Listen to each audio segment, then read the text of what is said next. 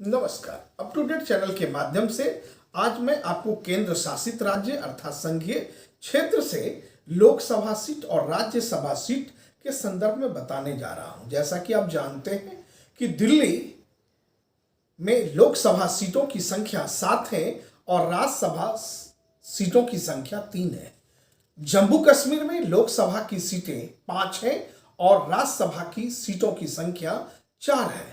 लद्दाख में, केंद्र शासित प्रदेश लद्दाख में लोकसभा की सीटों की संख्या 1 है, जबकि पुदुचेरी में लोकसभा सीटों की संख्या 1 है और राज्यसभा सीटों की संख्या भी 1 है। जबकि चंडीगढ़ केंद्र शासित राज्यों में, संघीय क्षेत्रीय राज्यों में आप लोकसभा की सीटें चंडीगढ़ में 1 है।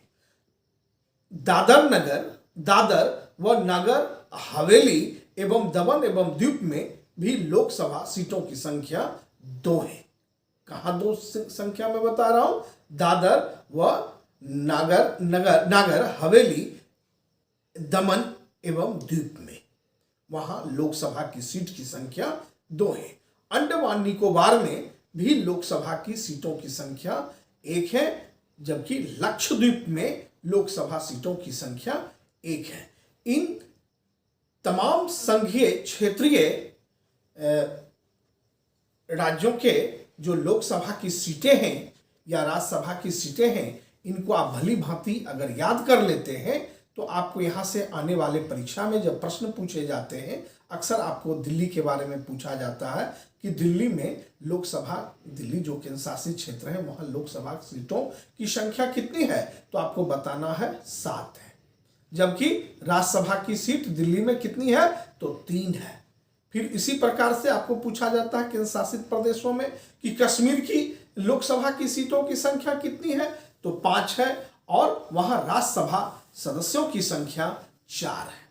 जबकि लद्दाख में सिर्फ आप देख रहे हैं कि लोकसभा की ही सीट है, 1 है। पुदुचेरी में 1 है, लेकिन यहाँ राज्यसभा की भी सीट है, 1 है। जबकि चंडीगढ़ में 1 है। दादर व नगर हवेली दमन एवं द्वीप में लोकसभा सीटों की संख्या हमें देखने को मिलता है, 2 की संख्या है। जबकि अंडमान निकोबार में 1 और लक्षद्वीप में भी 1 है। इन तमाम लोकसभा सीट और राज्यसभा सीटों को आपको ध्यान में रखना है, ताकि आने वाले परीक्षा में जब आपसे पूछा जाए तो आप भली प्रकार आप इसका उत्तर दे सकें। यदि आप हमारे वीडियो पे नए हैं तो हमारे चैनल को सब्सक्राइब कर लें, लाइक करें, कमेंट करें, अधिक से अधिक शेयर करें। जय हिंद, जय भारत।